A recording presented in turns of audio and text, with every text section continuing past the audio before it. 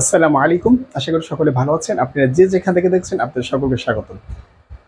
আবারও ইংলিশ ক্লাসের ক্ষেত্রে ধারাবাহিকভাবে যে আমরা ইংলিশ গ্রামার শিখে আসছি, সেই ইংলিশ গ্রামারের আবার একটা নতুন ক্লাস আমরা আজকে করব। সেটা হচ্ছে ফিউচার ইনডিফিনিটিভ ইন্টারগেটিভ পজিটিভ।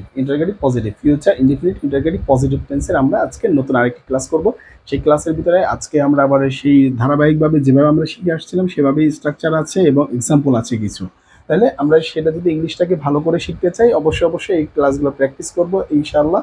প্র্যাকটিসের পরে যখন আমরা বেশি বেশি এগুলো প্র্যাকটিস করে যখন নিজেকে চর্চার ভিতরে রাখবো, তখন দেখা যাবে যে আমরা ইংলিশে মোটামুটি আপনাদের ধারাবাহিকভাবে ধরতে পেরেছি। তো আসি আজকে কি শিখবো সেটা একটু দেখে নিই। যে আজকে শিখবো ফিউচার ইনডিফিনিটিভ বলতে কি বোঝায়? ভবিষ্যৎ সাধারণকাল। ভবিষ্যতের সাধারণকাল মানে ভবিষ্যতে কাজটা করবে অনির্দিষ্ট সময় অলরেডি এগুলো কিন্তু আমি শুরুতে আলোচনা করেছি। অলরেডি এখানে আপনারা চাইলে ভিডিওগুলো দেখে আসতে পারেন যে পজিটিভ থেকে কিভাবে আমরা সংজ্ঞা সহ সেগুলো শিখেছিলাম। তো এখন আর সংজ্ঞাটা বেশি একটা আমাদের দরকার হচ্ছে না, কারণ আমরা শুরুতে শিখেছি সেই সংজ্ঞা অনুসারে এখন কি কা এগুলো আর কি যোগ করে, কি বা না এগুলো যোগ করে আর কি জিনিসটাকে আর একটু বড় করছি। তো এটা সংজ্ঞাতে আমরা কি বলেছিলাম যে ভবিষ্যৎকালে সাধারণ সময়ে ভবিষ্যৎকালে অনির্দিষ্ট সময়ে কোনো কাজ করবে কি বা হবে কি, এরকম আর কিছুই না। ভবিষ্যতে অনির্দিষ্ট সময়ে কোনো কাজ করবে বা হবে এটা বলেছিলাম, তার সাথে এখন কি যুক্ত করেছি? করবে কি বা হবে কি বুঝায় তাকে ফিউচার ইনডিফিনিটিভ বলে। তাহলে এখন এটা ইন্টারগেটিভ পজিটিভ। তাহলে গঠনটা কি? শুরুতে শ্যাল বসবে বা উইল বসবে, এরপরে প্লাস সাবজেক্ট বসবে, তারপরে প্লাস V1 মানে ভার্বের মেইন ভার্বের বেস ফ্রম, এরপরে অবজেক্ট প্লাস ইন্টারগেশন।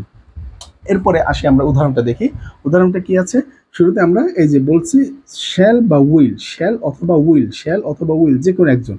তাহলে শ্যালটাকে আমরা ওইখানে মেইন, যখন আমরা শিখেছিলাম মেইন টেন্স যখন পজিটিভ থেকে, তখন বলেছিলাম শ্যাল শুধু আয়ের সাথেই ব্যবহার হয়, শ্যালটাকে শুধু আয়ের সাথেই ব্যবহার করতে হয়। তবে এখন শ্যাল ব্যবহার করেন, উইলটাই ব্যবহার করেন, এটা একটা রীতি হয়ে গিয়েছে। তবে গ্রামার যেটা বলে শ্যালটা শুধু আয়ের সাথে ব্যবহার হবে। গ্রামার বলে শ্যাল শুধু আয়ের সাথে। এখন নিয়ম চেঞ্জ হয়ে তারা এখন ব্যবহার করে উইল।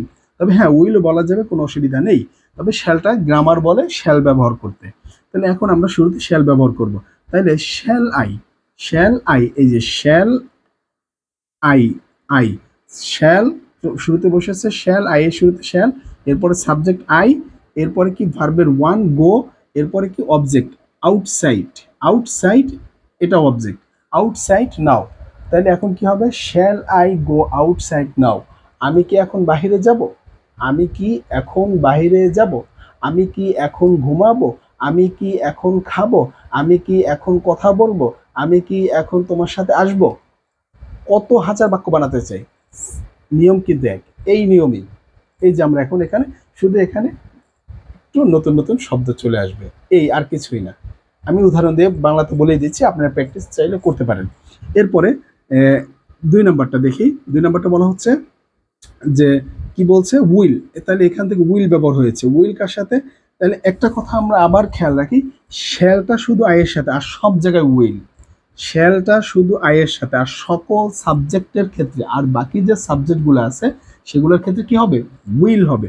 যেরকম উইল দে, কিংবা they will, you will, we will, he will, এগুলো হচ্ছে উইলটা সবগুলো সাবজেক্টের সাথে, শুধু আয়ের সাথে কি বসবে? শ্যাল বসবে।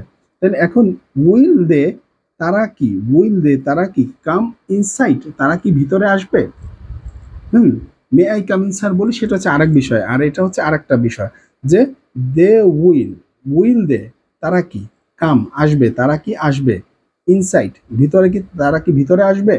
ঠিক আছে, এটা হচ্ছে সেটা। এরপরে এখানে এটা তারা কি ভিতরে আসবে, তারা কি এখানে আসবে, তারা কি সেখানে যাবে, তারা কি খাবে, তারা কি ঘুমাবে, তারা কি বলবে, তারা কি করবে, তারা কি ইত্যাদি ইত্যাদি হাজার বাক্য একই রকম ভাবে বানাতে পারি। বুঝতে পেরেছিস? নিয়ম এক। তারা কি ভিতরে আসবে, তারা কি বাহিরে যাবে, তারা কি খাবে, তারা কি ঘুমাবে, তারা কি কথা বলবে, তারা কি শুনবে, তারা কি দেখবে। এক না?